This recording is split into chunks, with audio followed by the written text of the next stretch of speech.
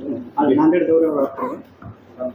हो, मी संघटनात्मक कामकाजासाठी आणि काही जिल्ह्यातले प्रश्न असतील तर कलेक्टर साहेबांशी चर्चा करण्यासाठी मुद्दाम होऊन नांदेड, हिंगोली, परभणी, जालना असा दौरा 2-3 दिवसात ठेवलेला आहे. माहूरच्या देवीचं दर्शनही सकाळीच झालेलं आहे आणि मला असं वाटतं एक ऊर्जा घेऊन, एक ताकद घेऊन, एक शक्ती घेऊन निश्चित या दौऱ्याच्या माध्यमातून एक संघटन शिवसेनेचं मजबूतीचा प्रयत्न आम्ही करतोय. सर, उपमुख्यमंत्री एकनाथ शिंदे यांनी उद्धव ठाकरे यांचं नाव न घेता टोला लावलेला आहे. चेहरा भोळा आणि भानगडी सोळा. मी देखील चेहऱ्यावर जाऊन 21 वर्ष बसलो. काही लोक एफबी करत बसतात. एफबी म्हणजे फुकटचा बाबूराव. गद्दार बाबूरावपेक्षा फुकटचा बाबूराव काय वाईट आहे? गद्दारी करण्यापेक्षा फुकट राहणं काय वाईट आहे? नारायण राणे परतफेड केल्यानंतर व्हिडिओ मोबाईलमधून डिलीट करेल, सगळ्यांचा हिशोब करणार, असं मंत्री नितेश राणेंनी महाविकास आघाडीला इशारा दिला. असं एक दिवस नितेश राणेला असंच जावं लागणार आहे. त्याची चिंता नका करू. एक दिवस ज्या पद्धतीनं वक्तव्य नितेश राणेच्या महाराष्ट्रात होतं आहे, एक दिवस तुम्हालाही त्यांना तरी एखादा दिवस काहीतरी झालं वाटतं, तुम्हाला वाटतं लांबची एखाद दिवसा मुक्काम तुमचा होऊ शकतो. नाशिकच्या व्याख्यानमालेत सुधीर मुनगंटीवार असं म्हणाले की व्याख्यानमालेत येणाऱ्यांचं प्रमोशन होतं, हे मी ऐकलं आहे. माझंही प्रमोशन होणार, मात्र त्यासाठी हे सरकार कायम टिकलं पाहिजे. उद्या जे ते परिणित शिंदे आणि परवा अरविंद सावंत येणार आहेत. माझं प्रमोशन पुढे होणार असेल तर त्यांना सुद्धा आमच्या पक्षात घ्यावं लागणार. मला वाटतं आता त्यांना भोळा आशावाद असेल तर त्यांना शुभेच्छा.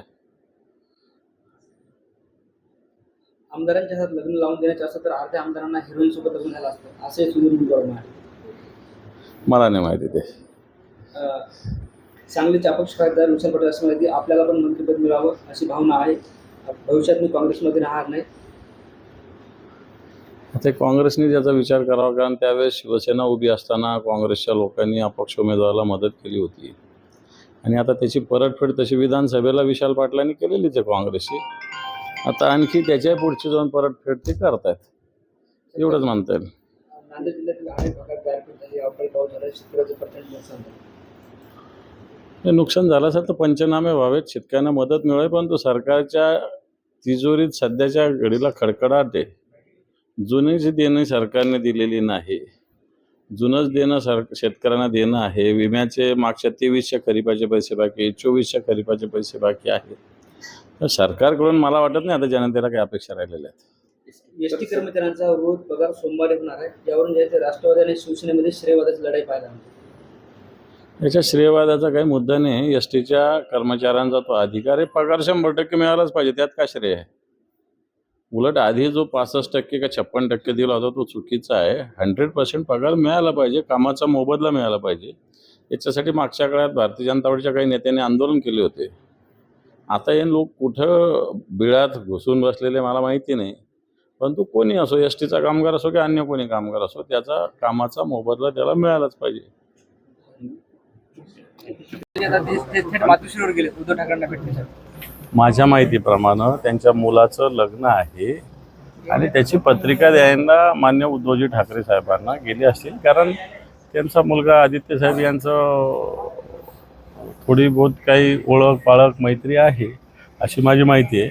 आणि त्यामुळे माझ्या माहितीप्रमाणे त्यांच्या मुलाच्या लग्नाची पत्रिका द्यायला ते गेले असतील. साहेब, मंगेशकर कुटुंब ही लुटारू टोळी आहे, त्यांनी कधी दान केले तुम्ही पाहिले का, असं विजय वडेट्टीवार म्हणाले. नाही, मी असं मंगेशकर कुटुंबियाविषयी बोलणार नाही, कारण इश्यू हा हॉस्पिटलचा आहे, तेवढ्या पुरताच मर्यादित ठेवू. लता मंगेशकर, हृदयनाथ मंगेशकर, आशा भोसले या भारताचा एक स्वाभिमान आहे, एक ओळख आहे, तर मी कुटुंबियाविषयी कधीच काही बोलणार नाही. साहेब, धाराशिव ड्रग प्रकरणात नाव लिहिल्या भीतीनं 100 जण जे आहेत ते तुळजापूरमधून गायब झाले. पोलिसांनी तपासावेत ना, गायब कोण झाले याचा अर्थ नाव माहिती, एकदा नाव जाहीर करावेत, कारवाई करावी, पण थांबवलेलं थोडी पोलिसांना. साहेब, बारामतीमध्ये तरुणाच्या त्रासाला कंटाळून एका मुलीनं आत्महत्या केली.